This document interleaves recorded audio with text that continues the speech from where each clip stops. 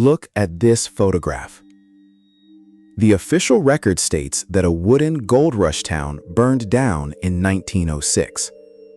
Now look closer. Colossal granite domes, flawless Roman columns, massive stone avenues. Earthquakes do not carve marble, and wood fires do not melt solid stone. History asks us to accept that prospectors built an empire of stone using horses in just 5 decades. Today, we audit the San Francisco earthquake. First, the mathematical impossibility of the supply chain. Next, a catastrophic water anomaly proving the fire behaved exactly like an anomalous explosive event. You are watching Titan Metrics. The file is unlocked. A proper forensic investigator starts with the timeline. In 1848, San Francisco was a muddy outpost of tents and prospectors. 58 years later, it lay in ruins. Look at those ruins. We do not see a frontier town. We see a sprawling, classical empire covering 5 square miles. To build a multi-story mason city of this scale requires an astronomical amount of material, roughly 2 billion bricks. 2 billion bricks divided by 58 years equals over 34 million bricks a year. Divide that by 365 days. That is 94,000 bricks every single day. That is nearly 200 tons of dead weight delivered by horse every morning, just in bricks. And that does not include the heavy lumber, the limestone, the iron beams, the water, and the daily food required to feed the workforce. But let us look closer at the biological engine of this operation.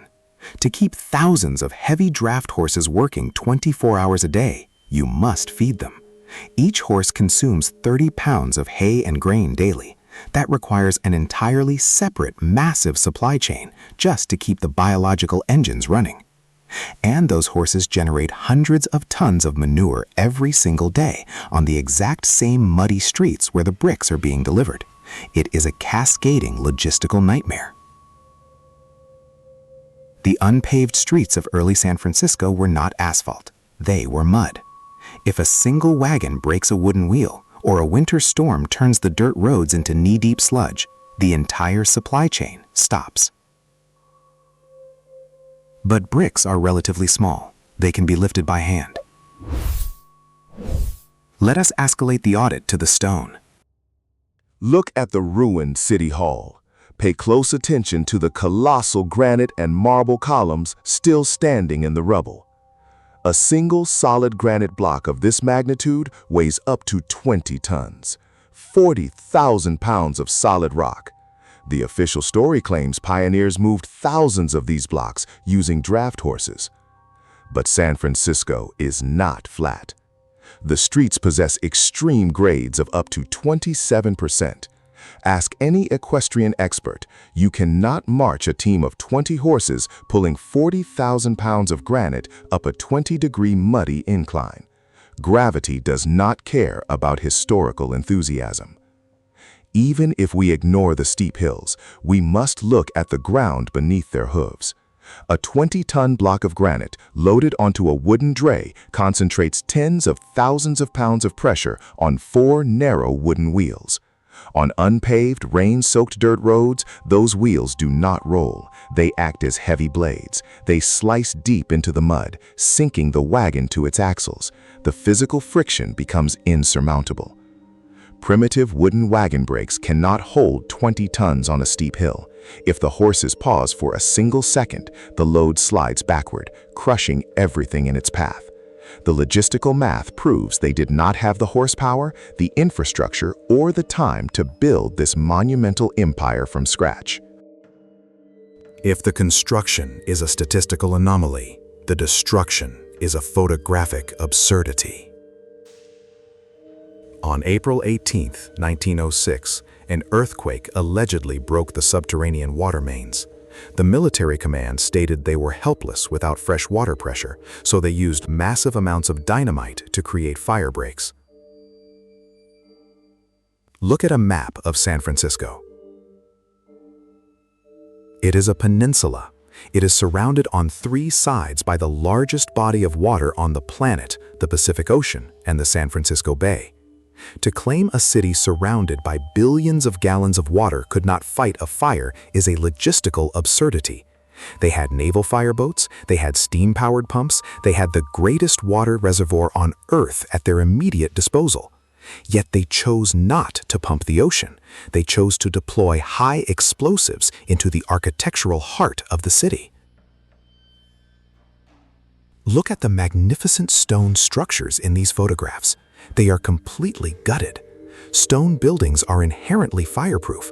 A natural wood fire burns inward and upward. It does not blast heavy stone walls outward into the street. Yet we see solid granite blocks fractured and scattered as if by extreme concussive force. Does that sound like firefighting to you? Furthermore, look at the sheer volume of explosives required.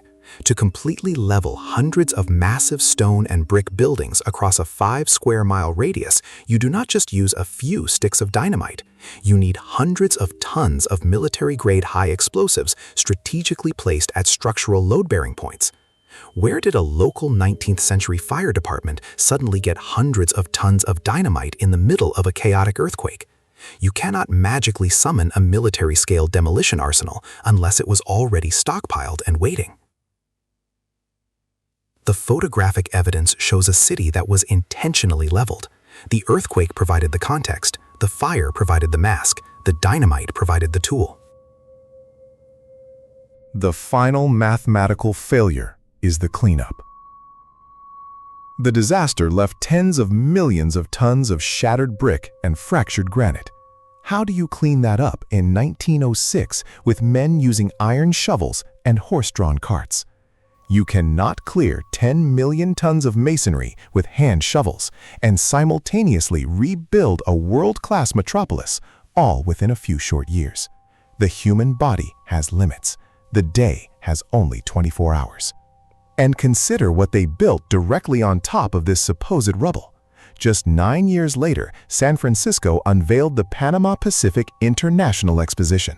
They allegedly constructed over 600 acres of impossibly grand, glowing palaces, massive classical domes, and towering illuminated pillars. We are told they cleared 10 million tons of debris, redesigned the city grid, and built a utopian architectural wonderland in less than a decade.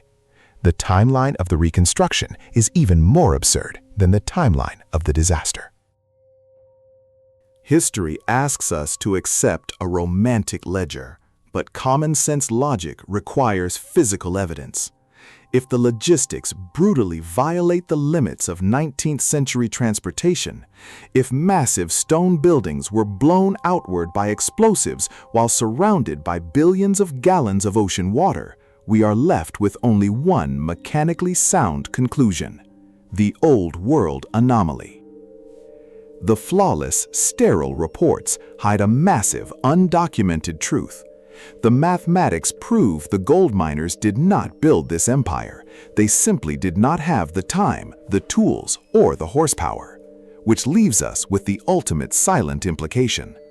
If they did not build these monumental avenues, whose legacy was actually destroyed by explosives and fire in 1906? The forensic audit of the math proves that perfect construction reports do not exist. There are only well-hidden anomalies buried under shattered granite. But if you think San Francisco defies common sense, you haven't looked at the ashes of the Midwest.